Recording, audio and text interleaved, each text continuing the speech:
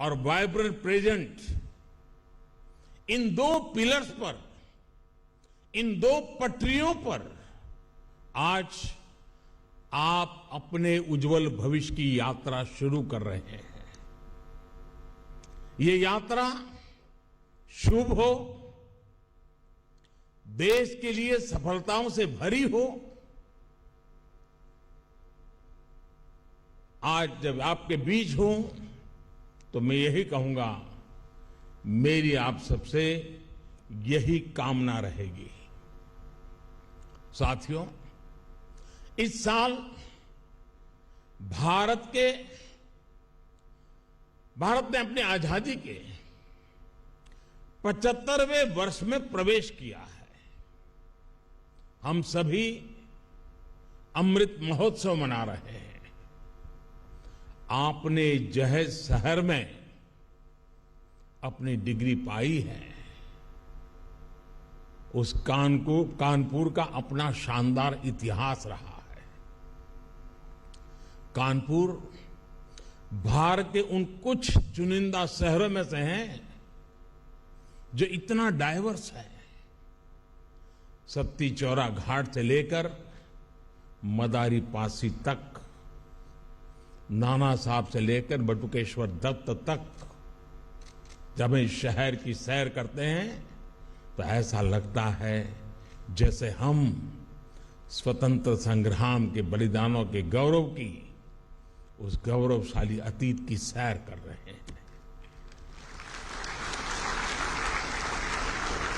इन स्मृतियों के बीच आप सभी पर देश को अगले 25 वर्षों तक दिशा देने, देश को गति देने का दायित्व है।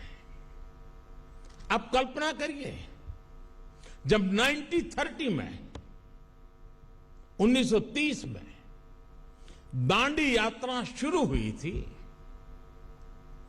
तब उस यात्रा ने उस टाइम पीरियड को, पूरे देश को कितना आंदोलित कर दिया था। उस समय देश जितना चार्ज था,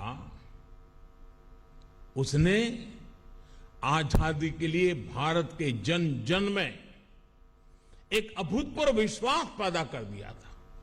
हर भारतवासी के मन में विजय का विश्वास भर दिया था।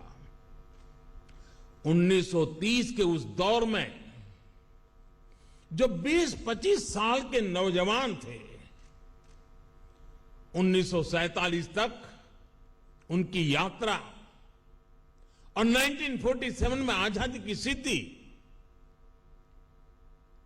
उनके जीवन का गोल्डन फेज थी। आज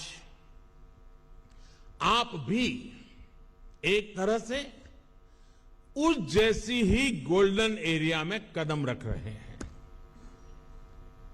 ये गोल्डन एरा है आपके लिए।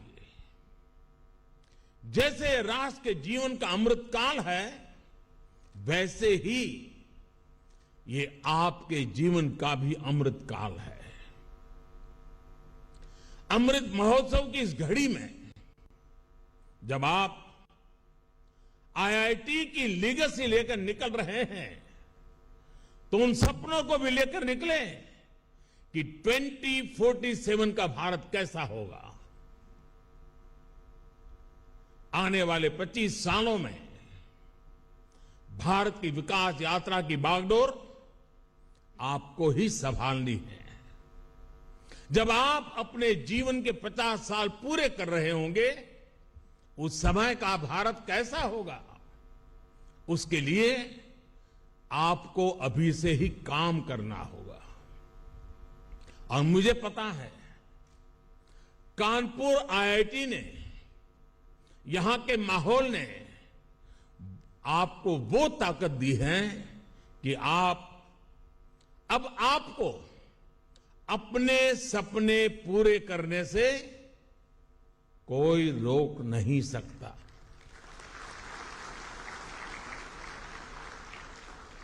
ये दौर, ये 21वीं सदी पूरी तरह टेक्नोलॉजी ड्रिवन है। इस दशक में भी टेक्नोलॉजी अलग अलग क्षेत्रों में अपना दबदबा और बढ़ाने वाली है।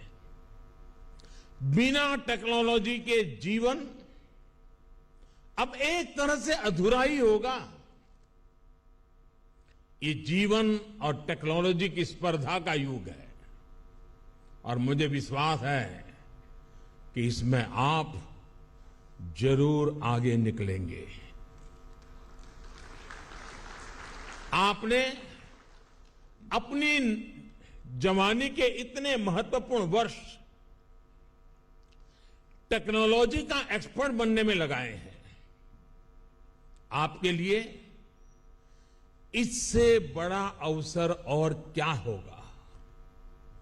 आपके पास तो भारत के साथ ही पूरे विश्व में टेक्नोलॉजी के क्षेत्र में योगदान करने का बहुत बड़ा अवसर है। साथियों, हमारी आईआईटीज तो हमेशा टैलेंट और टेक्नोलॉजी की इंक्यूबेशन सेंटर रही है और आईआईटी कानपुर की तो अपनी एक अलग ही रेपुटेशन रही है। आपने अपनी खुद की कंपनी एक्वाफ्रंट इंफ्रास्ट्रक्चर के जरिए बनारस के खिड़किया घाट पर दुनिया का जो पहला फ्लोटिंग सीएनजी फिलिंग स्टेशन विकसित किया है, वो बेहतरीन है। इसी तरह आपने एग्रीकल्चर के क्षेत्र में स्टेट ऑफ आर्ट टेक्नोलॉजी विकसित की है। दुनिया की पहली पोर्टेबल सॉइल टेस्टिंग किट बनाई है। 5G टेक्नोलॉजी में तो आईआईटी कानपुर का काम ग्लोबल स्टैंडर्ड्स का हिस्सा बन चुका है। ये संस्थान ऐसी अनेक सफलताओं के लिए बधाई का पात्र है। ऐसे में आपकी जिम्मेदारियां भी कई गुना बढ़ गई हैं। आज आर्टिफिशियल इंटेलिजेंस के क्षेत्र में, एनर्जी एंड क्लाइमेट सॉल्यूशंस में, हाईटेक इंफ्रास्ट्रक्चर के क्षेत्र में देश के सामने बहुत बड़ा स्कोप है। हेल्थ जैसे सेक्टर भी आज टेक्नोलॉजी ड्रिवन होते जा रहे हैं। हम एक डिजिटल डायग्नोसिस के एरा में है, रोबोट असिस्टेड ट्रीटमेंट के एरा में पैर रख रहे हैं।